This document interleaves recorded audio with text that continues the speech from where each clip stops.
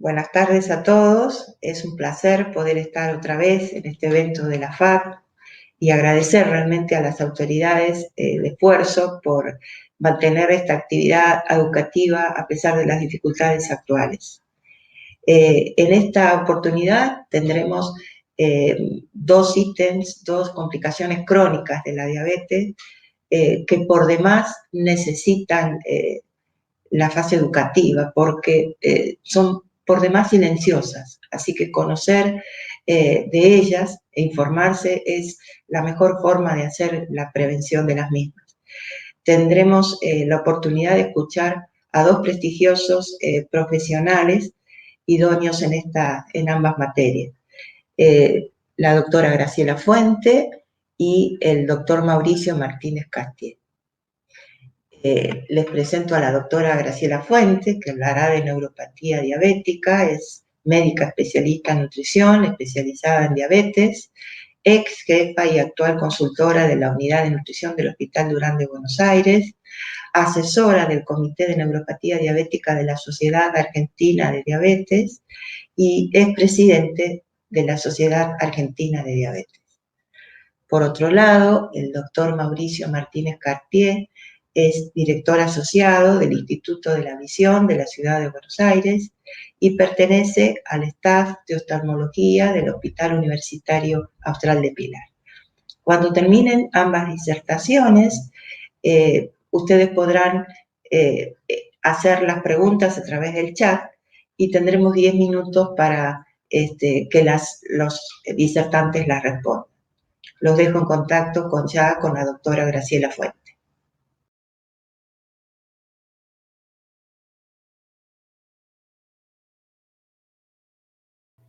Hola, buenas tardes. Es un gusto para mí poder compartir esta mesa redonda en el marco del 34º Congreso Nacional de Diabetes con esta modalidad virtual.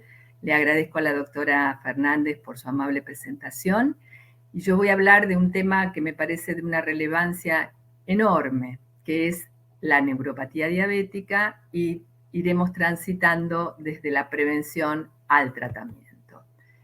Todos los que trabajamos con esta enfermedad, que es la diabetes, y todos los pacientes que la padecen, tienen que tener el conocimiento que la diabetes puede producir complicaciones.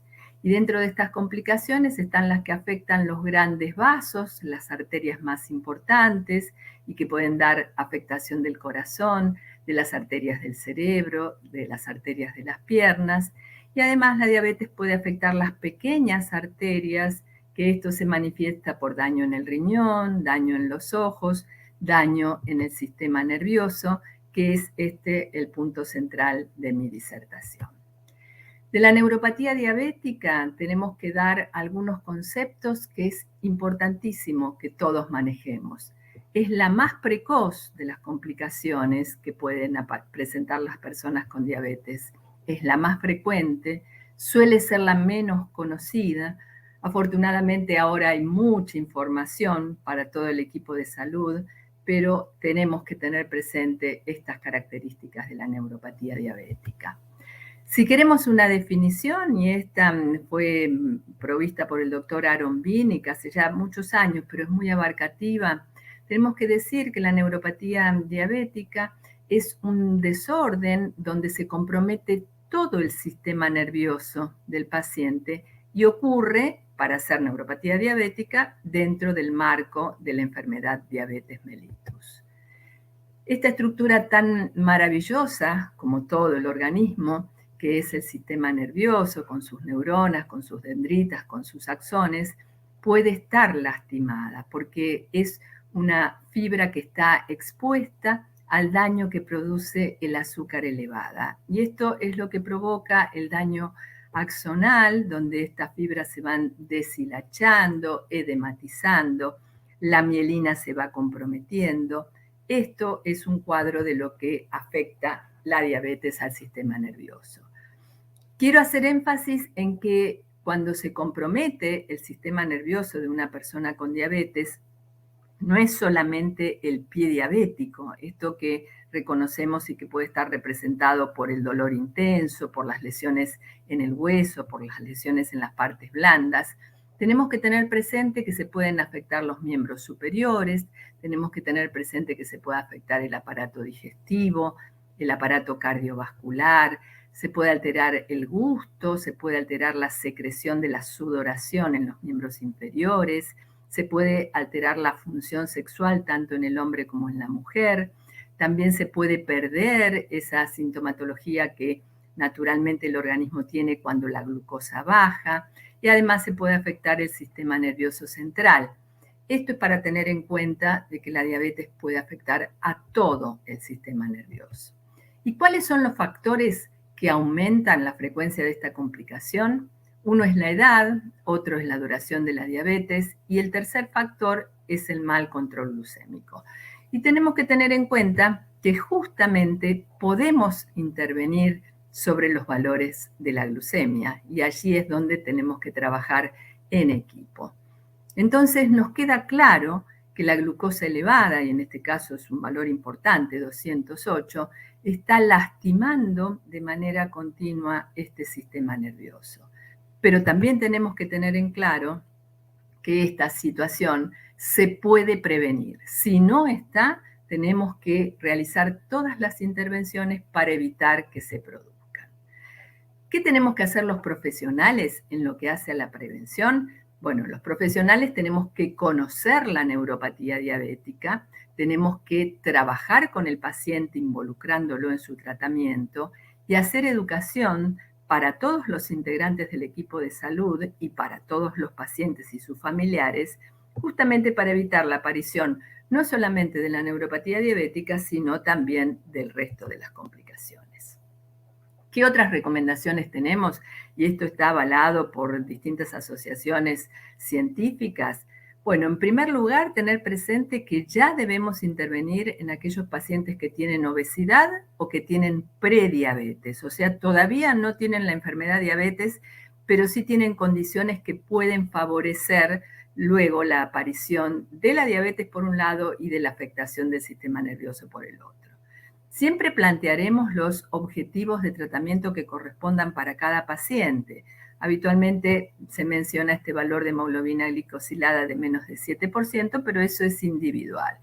Y el otro factor muy importante es la necesidad de mantener los valores de las grasas de la sangre dentro de lo posible en cifras normales.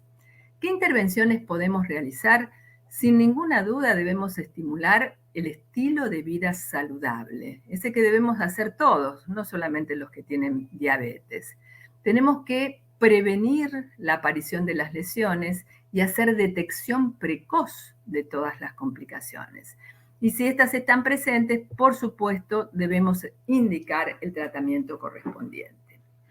Como ustedes pueden ver, todo esto se basa en una gran situación que es la educación terapéutica que debe ser reforzada y estimulada continuamente. ¿Qué hacemos los médicos? Tenemos que escuchar, tenemos que preguntar, tenemos que examinar, tenemos que darle el tiempo que necesita el paciente para expresar lo que le está pasando y después realizamos una serie de maniobras que son sencillas, que las podemos hacer en el hospital, en el consultorio, sea donde fuera que realizamos nuestra actividad y que nos va a permitir tener una evidencia, que son los signos, acerca de la posibilidad de la presencia de esta complicación. Es por eso que ponemos los tubitos de frío y de calor para saber si el paciente discrimina la temperatura, usamos el monofilamento, el diapasón, buscamos los reflejos, miramos cómo el paciente se para, cómo camina, si tiene dedos en martillos, hiperkeratosis o callosidades, ulceraciones. Todo esto nos permite ir haciendo un cuadro global del paciente, puntualmente referido a lo que mencioné recién a las extremidades, y también debemos revisar el calzado, aconsejar qué tipo de medias usar, estimular que el paciente haga su autorrevisión, esto es el autocuidado. Para esto, en relación al pie diabético, le pedimos que ponga un espejito en el piso para poder mirar la planta. Si tienen la capacidad, hacer este autoexamen, que es muy valioso. Fijarse que el pie entre cómodamente en el zapato. No deben estimularse el uso de estos zapatos muy puntudos o que tengan tacos muy altos. Es fundamental la higiene. Todo esto hace que el paciente pueda corroborar que sus extremidades están bien y si hay algún tipo de patología, por supuesto que pueda concurrir al profesional que lo está aconsejando. Veamos cuáles serían las intervenciones terapéuticas y estamos hablando de manera global. Es así que el tratamiento de la polineuropatía diabética lo podemos dividir en el tratamiento que actúa sobre la causa, que es la diabetes, por eso vamos a buscar la mejoría del control glucémico, pero fíjense que también pusimos acá otros factores de riesgo, porque como mencionaba previamente, aconsejamos tener, por ejemplo, los valores del colesterol y los triglicéridos, es decir, las grasas de la sangre, lo más normal posible. A este tratamiento que es causal, le vamos a agregar fármacos que pueden ser el ácido tióptico y la benfotiamina. Este es un antioxidante y esta es una vitamina que tiene características especiales. Por supuesto que también actuaremos sobre los síntomas y si el paciente tiene dolor, será la decisión por parte del profesional si usar drogas que actúan sobre el dolor neuropático, que pueden ser anticonvulsivantes, antidepresivos o analgésicos. Si el paciente tiene otras manifestaciones de afectación, por ejemplo, de su aparato digestivo, y un ejemplo es la diarrea neurogénica, se utilizarán las medidas que correspondan y que el profesional considere que sea adecuado indicar. Pero fíjense que cuando hablamos de manera global y pensamos en neuropatía diabética y en su tratamiento, no nos quedamos limitados a los fármacos, que afortunadamente hay muchos, pero también hay otro tipo de intervención no farmacológica que puede brindar ayuda, que puede brindar sensación de analgesia, disminución de la sintomatología, y estos son, por ejemplo, programas de estimulación eléctrica, periférica, la acupuntura, que tiene mucha racional y mucha validez, especialmente en la medicina oriental, la magnetoterapia, son todas intervenciones no farmacológicas que están reconocidas por las distintas sociedades científicas y que uno puede aconsejar a su paciente si es que con los fármacos solos no es suficiente. ¿Qué quiero decir yo con respecto a mi apreciación personal sobre este gran, enorme capítulo que es el de las complicaciones del sistema nervioso? En primer lugar, quiero decir que esta neuropatía diabética es una complicación que lamentablemente es muy frecuente y la afectación puede ser sistémica. Cuando nosotros decimos que esta es una afectación sistémica, nos estamos refiriendo que puede afectar desde la punta de la cabeza hasta la punta de los pies. Por otro lado, mencioné al pasar que cuando nos encontramos con un paciente que tiene una situación que no es diabetes, pero es un valor algo más elevado que lo normal, lo que denominamos prediabetes, o por otro lado, si el paciente tiene obesidad, esas dos situaciones son ventanas de oportunidad para indicarle al paciente el cambio de estilo de vida que puede evitar, por un lado, la progresión a la diabetes y por otro lado, la disminución de la aparición de la neuropatía diabética. Estamos los profesionales realmente muy, muy al tanto de todo lo que se va avanzando en cuanto al conocimiento, ya sea con los mecanismos fisiopatológicos que están comprometidos y que llevan a esta neuropatía diabética, y también estamos al tanto de todas las intervenciones, especialmente todo el ámbito de la farmacología que intenta que el paciente tenga una mejor calidad de vida. Pero sin ninguna duda, y en esto estoy absolutamente convencida, creo que la educación, y esta es la educación terapéutica que debemos brindarles a nuestros pacientes, es la medida más costo efectiva. ¿Y esto cómo se logra? Por supuesto, entre esta interacción intransferible que es la relación entre el profesional y el paciente y su medio familiar, que permite este vínculo maravilloso y que le va a permitir al paciente conocer cuáles son los mecanismos que tiene que él ejercer para evitar la complicación, sea microvascular o macrovascular.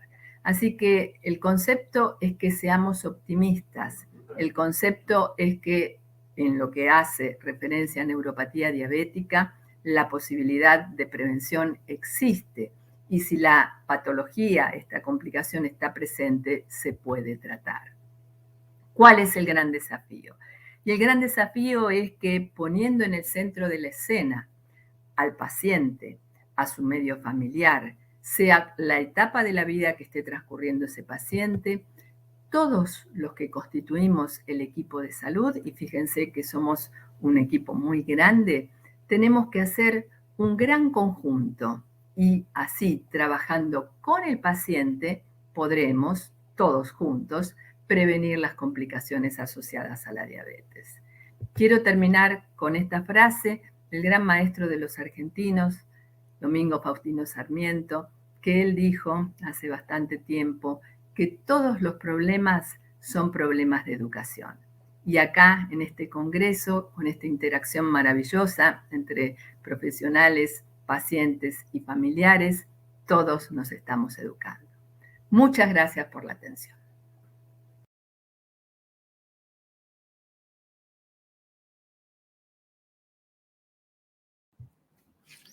Buenas tardes. Quiero agradecer a la Federación Argentina de Diabetes por invitarme una vez más a compartir este espacio con ustedes. Yo les voy a hablar un poquito de cómo impacta en la visión la presencia de la diabetes. Y me voy a basar sobre todo en los criterios enunciados por la Academia Norteamericana de Oftalmología en el año 2019. También vamos a repasar un poquito cuáles son las causas más importantes de compromiso visual, sobre todo la presencia de edema o de inflamación y fluido en la mácula y la presencia de una retinopatía diabética proliferativa, es decir, de unos capilares o unas varices que no deberían estar en la retina. Y sobre todo vamos a ver cuáles son las herramientas que contamos los oculistas para detectar y para documentar la presencia de alteraciones, sobre todo el examen del fondo de ojo o la fotocolor, que se llama retinografía, la angiografía con fluoresceína, que es un estudio que se emplea un contraste, que es la fluoresceína, que es un contraste que se usa con mucha seguridad, la tomografía de luz coherente, u OCT, y más modernamente hay un estudio que permite tener información parecida a la angiografía con fluoresceína, pero sin el uso de contraste, que se llama angiografía por OCT. Bueno, ¿qué es lo que tenemos que hacer al enterarnos de que tenemos diabetes o que un conocido nuestro tiene diabetes? Si es tipo 1, que son los menos frecuentes, los menos numerosos, no es importante salir corriendo a hacerse un examen oftalmológico. Uno puede esperar hasta 5 años luego del momento del diagnóstico. Y esto no es lo que sucede en los más numerosos diabéticos de tipo 2, en los cuales, como no hay mucha certeza respecto a cuándo comenzó el proceso, es bueno que uno vaya al momento que se enteró de que tiene el problema. Y al menos después, una vez por año, hacer los controles correspondientes. Y yo, si tuviese que condensar cuál es la diapositiva para llevarse a casa, pero que probablemente en muchas de las presentaciones de esta jornada la habrán escuchado, es que es fundamental mantener el control tanto de la glucemia como de la presión arterial para evitar todo tipo de alteraciones. Bueno, por supuesto, la retinopatía está dentro de las que afectan los vasos pequeños o complicaciones microvasculares, pero el mismo concepto se extiende a todo el resto del cuerpo. Y también algo que podemos agregar a esto, que ya muchos de ustedes deben conocer, es que también es importante evitar las anemias, porque bueno, al comprometer el transporte de oxígeno también puede empeorar el desarrollo de las complicaciones. Y hablando de las mujeres, también es muy importante que al enterarse del embarazo hay que hacer un control, sobre todo en las etapas tempranas, porque es sabido que en ocasiones los problemas pueden evolucionar en forma más rápida. O sea, es importante hacer controles precoces. Bueno, el edema macular diabético es la principal causa de disminución visual importante que afecta a pacientes con diabetes, la mayoría jóvenes, Y esto tiene impactos, digamos, socioeconómicos, ya que es gente que está en la plenitud de sus vidas, ¿no? Y la retina es como si fuera la parte que está por dentro de una semiesfera. Y al igual que un globo terráqueo, uno puede extenderlo en esta especie de planiferio. Y de toda esta superficie, una parte muy pequeñita, central, muy chiquitita, probablemente menos del 2%, sea la mácula. O sea, es muy pequeñita, pero proporcionalmente es muy importante en cuanto al impacto en nuestras vidas. Uno, en la medida que se va acercando a la mácula, al polo posterior, va notando precisamente por qué se llama mácula. Porque al tener más pigmentos visuales, tiene ese aspecto un poco más oscuro. Mácula es mancha, en latín. Y bueno, la mácula es la encargada de la visión central, lo que nos permite reconocer las caras de nuestros familiares y amigos y lo que nos permite la lectura. Y su compromiso o su afección, por más importante que sea, no conduce a la ceguera. Eso también es importante llevar un poco de tranquilidad. Y la estructura, que acá está muy esquematizado, es sumamente compleja. Uno puede, digamos, describir desde la gelatina del ojo hasta la parte blanca, que es la esclera, alrededor de 20 capas. Y bueno, hay estudios, como vamos a ver ahora, que permiten ver afecciones a diferentes niveles. Dentro de las herramientas, por ahí la más accesible es el examen del fondo de ojo, que en cualquier consultorio oftalmológico, inclusive muchos médicos clínicos y diabetólogos, realizan la oftalmoscopía directa. Pero también es buena práctica documentarlo, como en este caso, mediante una foto del fondo de ojo, ya que, como es sabido, una imagen es mejor que 1000 palabras. Los otros estudios son, como repasamos antes, la angiografía con fluoresceína, que es con un contraste, la tomografía de luz coherente y la angiografía por OCT. En esta imagen simple uno puede ver que es una persona que tiene una diabetes, que está en cierta forma avanzada, pero que se ha detenido la progresión de los vasos anormales, que ha sido tratada con láser. O sea, en una sola imagen uno tiene un panorama bastante demostrativo de qué es lo que está pasando. Esta es una imagen por ahí que uno obtiene parecido a lo que su diabetólogo puede ver al mirarles el fondo de ojo. Es un fondo de ojo normal, que se ve con un nervio óptico normal, con las arterias y las venas sanas, y con la mácula acá de coloración más oscura. Y lo que respecta al examen del oftalmólogo, es importante que idealmente se realice con un oftalmoscopio binocular indirecto, como en este caso, ya que eso nos proporciona un campo más amplio y tenemos más información con respecto a otras modalidades, como puede ser una oftalmoscopía directa. En los exámenes a veces se puede detectar la presencia de unos derrames que se llaman exudados, son acúmulos de proteínas y de grasas que se acumulan en la retina, o también inclusive la presencia de sangre, o que también acá hay signos de como que esta retina le falta oxigenación, que se llaman exudados blandos. Bueno, en la medida que estas cosas no mediante un tratamiento se pueden ir complicando y a la larga pueden llevar a que una persona pase de una visión diáfana a una visión comprometida. Otra de las herramientas que tenemos los oftalmólogos es la angiografía con fluoresceína. Y yo recuerdo hace unos años que era muy frecuente pedir una angiografía como si fuera a pedir un control anual. Digamos, se le hacía prácticamente a todas las personas que tenían diabetes. En la actualidad está más como acotado su uso, sobre todo como guía para algún tratamiento, o cuando el oftalmólogo tiene dudas respecto a que la visión del paciente no se condice un poco con el aspecto del fondo de ojo, ya que esto muchas veces se debe a que la mácula, esa estructura tan importante que vimos hace un ratito, está mal oxigenada. Y este es un ejemplo de una angiografía con fluoresceína. Todo lo que se ve en blanco es el contraste y el resto es como el fondo de la retina, en un caso que es prácticamente normal en esta paciente de 40 años.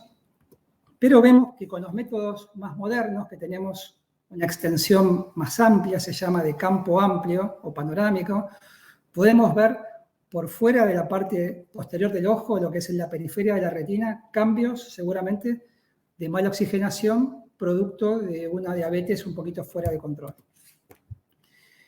Y esto es como una imagen de una angiografía con fluoresceína estándar, que uno tiene la imagen de la parte de atrás del ojo, pero muchas veces se pueden producir cambios más allá de esta zona que es importante detectar. Y esto no es un concepto digamos, reciente.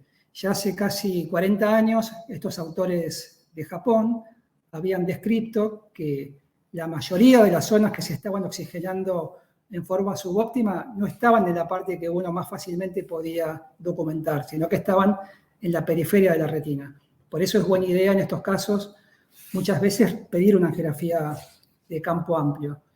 Y más recientemente, estos autores han constatado de que esta mejor visualización más amplia puede alterar un poco la clasificación del estadio de la enfermedad y, por supuesto, influenciar lo que es el seguimiento y el tratamiento de estos pacientes. A modo de ejemplo, yo cuando empecé a hacer estudios hace algunos años tenía este cuadradito que era una imagen de 30 grados de la retina.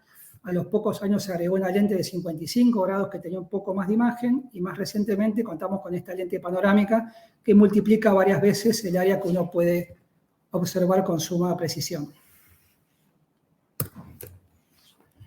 A modo de ejemplo, este era un señor de 73 años que venía para control de su retinopatía diabética. Aparentemente era no proliferativa, o sea, no había esas varices anormales que a veces pueden producir sangrado, pero con el campo amplio detectamos estas zonas de neovascularización, o sea, esas varices que hay que prestarles más atención y seguramente tratarlas con fotocoagulación, tanto en la parte externa como interna de este ojito derecho de este paciente. Y toda esta zona que está más oscurita acá es zona que le falta irrigación sanguínea. Otro estudio que se hace con mucho más frecuencia es la tomografía de luz coherente u OCT, y también ha sido como una revolución en el manejo tanto de la retinopatía diabética como de muchos otros problemas de la retina, debido a que tenemos una información que es análogo a lo que sería una biopsia, que antes se obtenía solamente tomando una muestra de un tejido, como se puede hacer ahora, por ejemplo, de la piel, pero uno puede ver en forma rápida, no invasiva, inclusive con los equipos actuales sin colocar gotas para dilatar la pupila, las diferentes capas, esas que les contaba que eran alrededor de 20, que va desde la gelatina del ojo hasta la parte blanca que es la esclera. Y el OCT a veces es buena idea pedirlo al momento que uno conoce al paciente para ver dónde estamos situados y por supuesto también como respuesta al tratamiento que vamos a ver más adelante. El edema, la cantidad de líquido, se visualiza como estos espacios así más oscuritos, que es la presencia de quistes, se llama esto.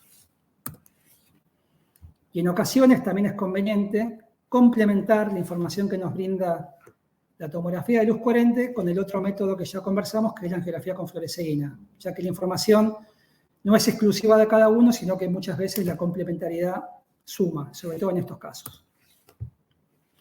El último de los estudios es la angiografía por OCT. Fíjense que la imagen de los vasos, de los capilares, de las venas y arterias de la retina es muy semejante a la angiografía con fluoresceína.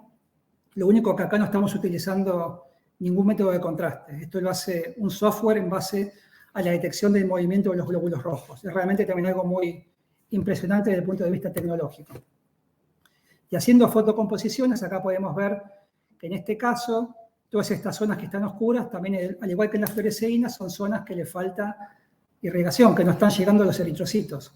O estas zonas con estos vasos en forma de rulo, también son vasos que están sufriendo la falta de oxígeno. Y esto también se hace en forma rápida, no invasiva y sin utilizar ningún tipo de contraste. Esto no quiere decir que esta tecnología, que lamentablemente no está muy extendida todavía, reemplace a la tecnología anterior, ya que la fluoresceína sigue siendo útil en muchas otras situaciones. O sea, no es que un método reemplaza al otro, sino que en muchos casos permite obtener información, como dije antes, complementaria. Y esto no es un criterio que diga yo, sino que está avalado por el consenso de la Academia Norteamericana de Oftalmología, en el cual ellos dicen que la angiografía con fluoresceína se utiliza para los casos que charlamos antes, como guía de tratamiento, o cuando la agudeza visual no se condice con el examen, y que nunca hay que usarlo como método de rutina, como para ir de pesca y tratar de detectar algo que uno previamente no pensó, digamos. Pasamos a la parte un poco más optimista, y acá también ha habido como una revolución en la aparición de tratamientos eficaces, sobre todo para el manejo del edema macular, pero también para la retinopatía diabética. Y en el caso de esta última, la fotocoagulación sigue siendo, digamos, el tratamiento fundamental para evitar la pérdida visual severa. A modo de ejemplo, esta era una paciente de 35 años que tenía edema macular. ¿Se acuerdan que el edema se veía como estas imágenes oscuritas en la retina? Hay una pérdida de la forma normal. Yo siempre le digo a los pacientes que la mácula es como una especie de colina, de valle rodeado por dos colinas, y acá vemos que en vez de un valle central había una montaña central. Después de aplicar la medicación, el paciente concurre, fíjense que este es de septiembre, el otro es de octubre, y bueno, tuvo una mejoría marcada en su desempeño visual y en su agudeza visual. Y un tema, así para mencionarlo al paso, es que en ocasiones, también en parte por el paso del tiempo y en parte por los desequilibrios metabólicos, se puede adelantar un poco el desarrollo de una catarata. La catarata es la opacificación de cristalino, es una especie de lentilla que está ubicado por detrás de la pupila. Y acá esto que estoy mostrando es un cristalino normal, como pueden ver, transparente. Estas son todas variantes de cristalinos no transparentes. Este es más común por la edad, que adquiere como una disposición un poco más ámbar. Y estos son diferentes tipos de catarata cuando se afectan diferentes tipos de capas de cristalino. ¿Y por qué uno ve menos cuando tiene catarata? Porque hay una pérdida de lo que es una reflexión óptima, sino que hay como una dispersión de los haces luminosos y hace que la imagen, en vez de ser puntiforme, se disemine y, bueno, conduciendo a una mala calidad visual. Este es un ejemplo que me gusta mostrar de cómo Monet pintaba el mismo puente antes de su catarata y después del desarrollo de cataratas. Y él, afortunadamente, tuvo una cirugía exitosa, a pesar de haberse desarrollado casi hace un siglo atrás. En resumen, tanto el edema macular como la retinopatía diabética proliferativa son complicaciones que podemos evitar o retrasar en la inmensa mayoría de los casos. Y al igual que les dije al principio, el factor determinante es el aumento del azúcar en sangre. Y es sumamente importante el control de la hemoglobina glicosilada dentro del rango adecuado para cada paciente, que eso es a criterio, por supuesto, del médico diabetólogo. Por supuesto, es muy importante también los controles, en mi caso oftalmológicos, pero también con el nefrólogo, con las especialidades que el médico diabetólogo decida oportunas. Y el mensaje de esperanza es que estamos siendo testigos del desarrollo de nuevas modalidades, tanto de diagnóstico y tratamiento, que va a beneficiar el manejo de esta afección. Y como decía un maestro mío, de que no había enfermedades, sino con pacientes con enfermedades, y una buena forma de pensar esto es en las personas que sufrieron COVID. Seguramente todos conocemos o tenemos conocimiento de gente que pasó por eso. Vemos que puede evolucionar de formas muy diferentes y también la información respecto al COVID es por momentos confusa y diferente dependiendo de la fuente. Por eso en estos casos lo más adecuado es confiar en la persona que tiene conocimiento técnico, que en este caso sería sobre todo basarse en la opinión de su médico de cabecera, de su diabetólogo, para que sea él el que los oriente de cuáles son las mejores decisiones a tomar en cuanto al manejo de la diabetes. Bueno, muchas gracias por la atención y estoy abierto a las preguntas.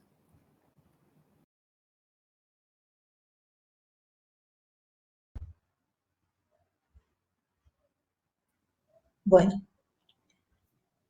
un placer, muy claras las exposiciones de ambos, y hay unas cuantas preguntas, espontáneamente surgieron muchas, así que paso a hacerle las preguntas del público, que son bastantes. A ver, para la doctora Fuente, ¿el control de los pies en un diabético sin síntomas lo debería hacer un médico diabetólogo o deberíamos ir a un neurólogo? Muy buena la pregunta. Bueno, primero buenas tardes y gracias. Es un placer estar interactuando con dos colegas. La evaluación de los pies tiene que hacerlo el profesional tratante. Si este paciente con diabetes se está tratando con su clínico y el clínico tiene el manejo de lo que significa una evaluación de las extremidades, lo puede hacer tranquilamente el profesional que lo ve.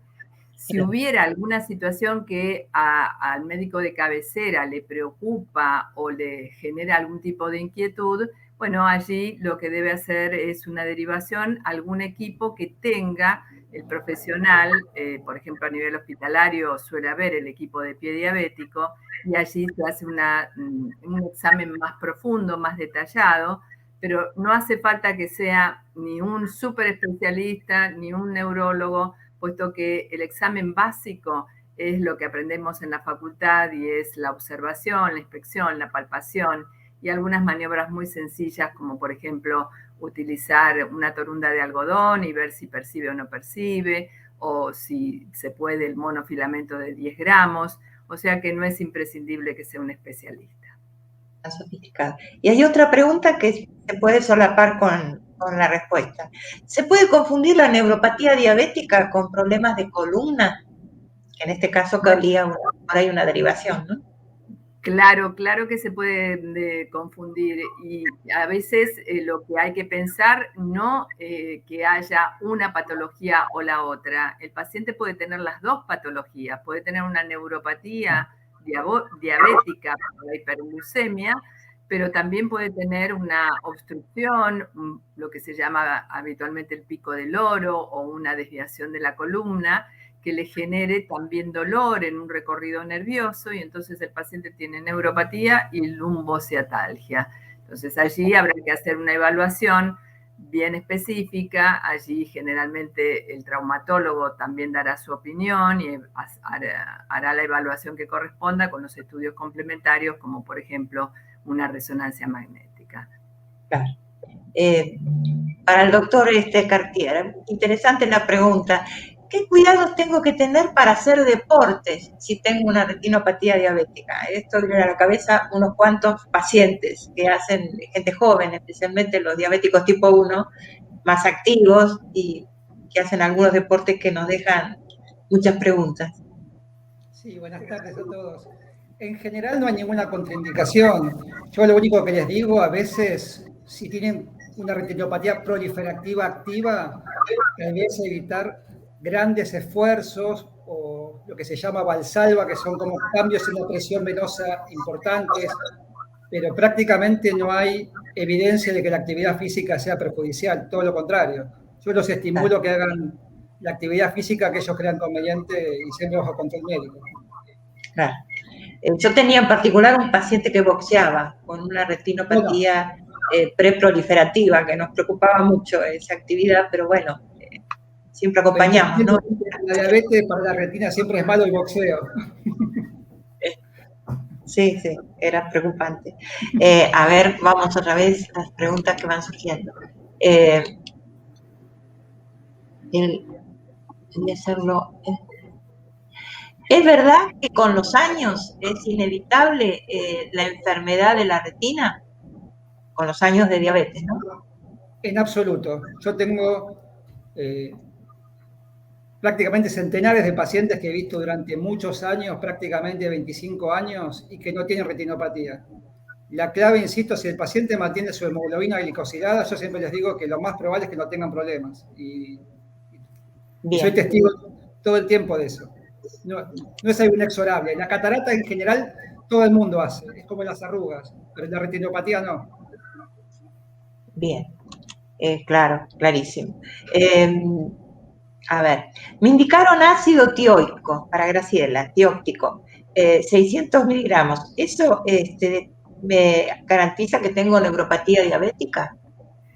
Es muy buena la pregunta, y realmente si el profesional le indica a su paciente la toma del ácido tióptico y la dosis es 600 miligramos, pero puede incrementarse hasta 1800 miligramos, esto está implicando que el profesional ha hecho el diagnóstico de neuropatía diabética, que puede ser una neuropatía diabética sensitiva, por ejemplo, cuando hay síntomas en las extremidades, los miembros inferiores o los miembros superiores, o puede ser también una neuropatía del aparato cardiovascular, es lo que llamamos neuropatía autonómica cardíaca, en donde el paciente puede tener taquicardia de reposo, o puede haber tenido un infarto silente, o puede tener cuando cambia de posición una caída brusca de la presión arterial. Bueno, en esos casos la medicación etiopatogénica, la medicación que se indica de manera causal es el ácido tiópico, es la que más experiencia tenemos. Hace más de 30 años que usamos para la neuropatía diabética en sus distintas formas al ácido tiópico. Lo que tiene que saber este paciente es que tomar ácido tióptico solo no alcanza. Siempre estamos apuntando a mejorar el control glucémico, puesto que nuestro primer objetivo es prevenir la aparición de la complicación, pero si está presente, detenerla. Hay también evidencia en algunos casos de posibilidad de regreso, es decir, retrotraer la complicación en etapas muy iniciales. Y cuando se indica el ácido tióptico, que es una excelente medicación, el paciente debe saber que es para siempre, ¿no? Que es una medicación que es coadyuvante a las otras medidas como el buen control glucémico y el buen control de los lípidos.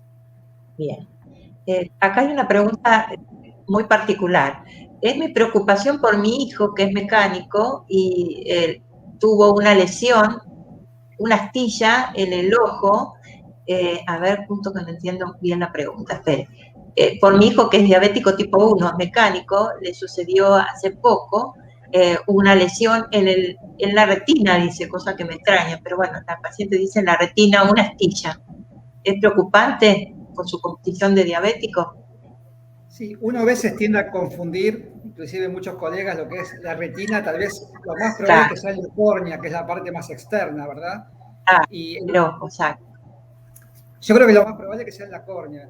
Y en general son lesiones que cicatrizan bien, hay que tener los cuidados, hay que tratarlo con antibiótico durante un tiempo, pero no suele ser algo muy problemático y dejar secuelas a largo plazo, afortunadamente. Inclusive si es en la retina, eso se trata con cirugía, se extrae la astilla y no suele ser un problema. No suele ser un problema. Acá hay otra pregunta particular. Mi nene tiene 8 años de diabético tipo 1, juega mucho a la tablet y a pantallas. ¿Esto le puede afectar la vista? ¿Cuántas horas por día es recomendable? No, en general, hasta de hecho hay todo un debate respecto a eso. Digamos, yo creo que la exposición a las pantallas per se no es perjudicial. Lo único tal vez para la sociabilización y para otros factores sí sea perjudicial. Inclusive la gente mayor a veces también hay toda una movida para evitar que la gente mayor esté mucho tiempo con la computadora, pero se ha visto que los test cognitivos a veces hasta ayudan a mejorar los scores de desarrollo cognitivo, por así decirlo. Yo le diría, en forma moderada, no hay ningún problema. Yo soy de los que no tienen demasiado problema con eso.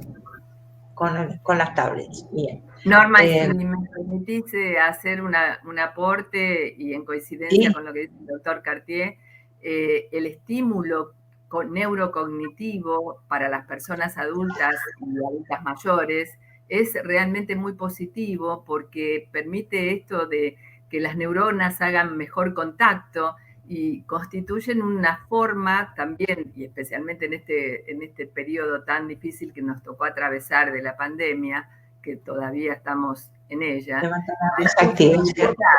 de sociabilizar. Así que creo que ha sido una ayuda fantástica esta posibilidad de interactuar entre todos a través de Internet.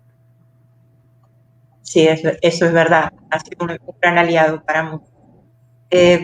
Una pregunta para Graciela, que sé que la va a contestar porque conozco el trabajo que ella hizo en el hospital. ¿Puedo tener neuropatía diabética y no tener diabetes? Sí, es muy buena la pregunta, es excelente. Y ustedes la conocen muy bien, sí. Uno tiene que estar alerta. Si uno es médico de cabecera, si es médico de PAMI, si es médico de familia y mucho más si es médico especialista en diabetes, tiene que saber que la neuropatía puede ocurrir sin diabetes.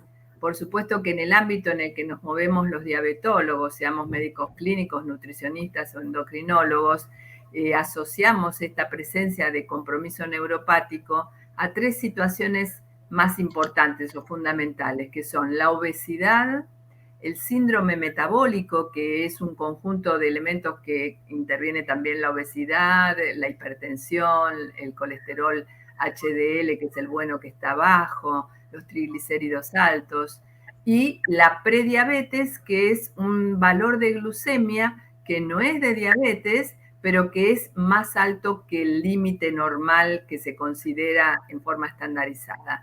Entonces, en estos 3 grupos de pacientes, obesos, con prediabetes y síndrome metabólico, tenemos esa que yo denomino ventana de oportunidad de intervención con cambio de estilo de vida, puesto que estaremos haciendo las medidas que corresponden para que no se lesione la fibra nerviosa, que es una estructura absolutamente delicada y que tenemos que cuidar a toda costa. Sí. A ver, otra pregunta para Graciela. ¿Qué estudio me deben pedir para ver si tengo neuropatía diabética? Creo, bueno, un estudio más específico, supongo que se refiere. Sí, hay estudios específicos, la electrofisiología, pero lo primero que tiene que hacer el profesional y el equipo de salud es pensar que el paciente puede tener esta complicación, y entonces ahí hay un concepto que solemos reforzar, que un paciente cuando tiene diabetes tipo 2, desde el diagnóstico el médico tiene que buscar a ver si tiene no solamente la neuropatía, sino también derivar al oftalmólogo y a evaluar la función renal.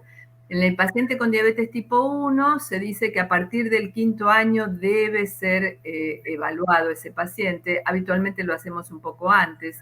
Así que la primera medida es pensarla, sospecharla, la neuropatía, hacer el examen clínico de las extremidades, de la presencia de la caída de la presión arterial, de la frecuencia cardíaca en reposo. Bueno, y si no hay una sintomatología o no hay signos que nos estén orientando a su presencia, pero igual nos queda la duda, allí es donde recurrimos a lo que se llama electrofisiología. Los pacientes suelen reconocer el pedido cuando uno pone electromiografía, que es un estudio invasivo. Por eso habitualmente no pedimos electromiografía, sino velocidades de conducción nerviosa, que son menos invasivas. Y de esta manera podemos tener una valoración cuantitativa de cómo transcurre el estímulo eléctrico por el nervio que estamos estudiando, que lo hace el electrofisiólogo.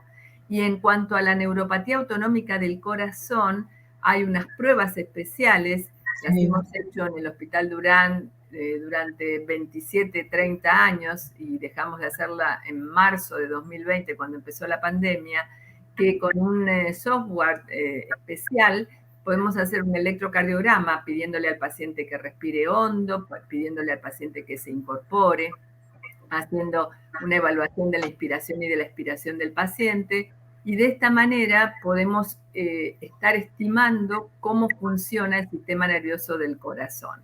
Y de la otra manera estudiamos cómo conducen la electricidad los nervios de los miembros inferiores y los superiores.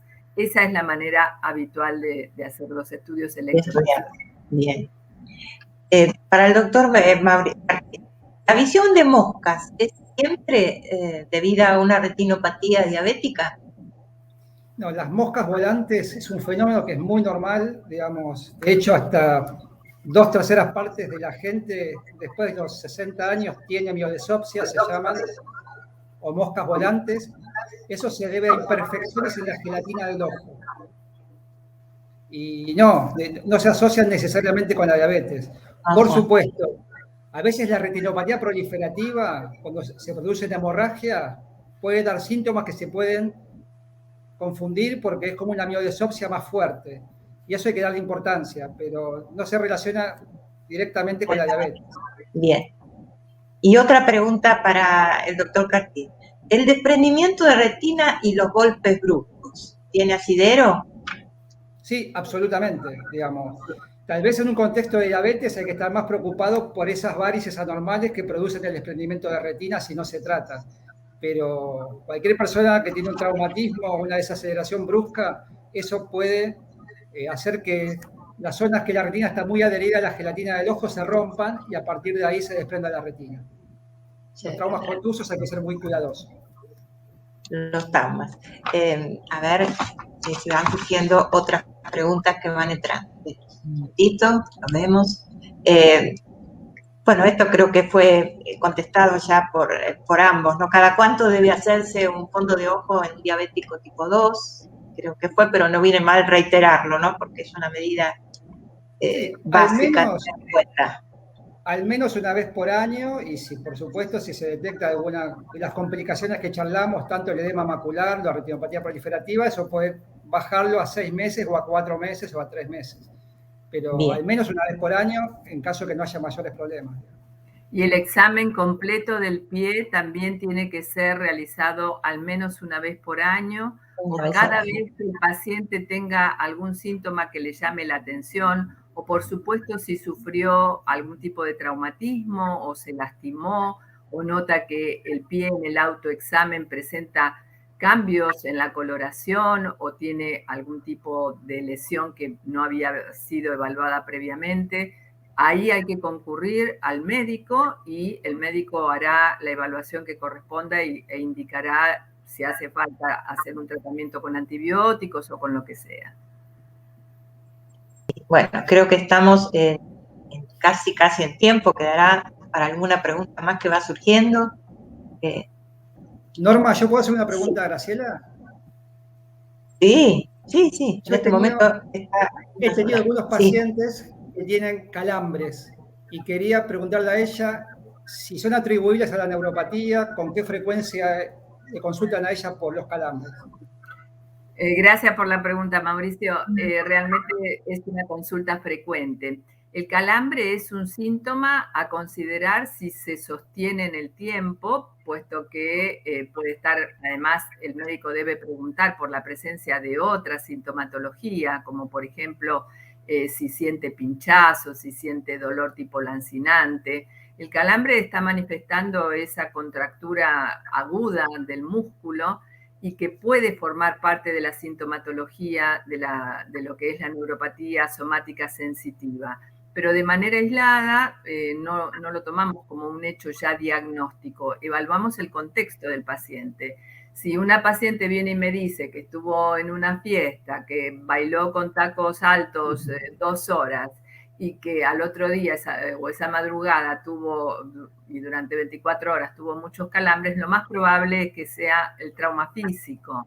Pero esto siempre debe ser evaluado en el contexto global de la persona y obviamente hay que ser muy cuidadosos porque atribuir o poner el diagnóstico de neuropatía diabética no es gratuito. Y por otro lado, tampoco tomar o el paciente por su cuenta o pedirle al médico que le recete vitaminas para los calambres, porque con una buena hidratación, con la ingesta de los alimentos que corresponden, con el aporte de magnesio y potasio desde los alimentos, puede pasar. Ahora, si esto está en contexto de un mal control glucémico, se le suman dolores tipo punzantes o tipo electricidad o le queman los pies, se tiene que levantar de noche de la cama y caminar por el piso frío, bueno, entonces allí ya se va armando un panorama que puede ser condicente de una neuropatía somática sensitiva.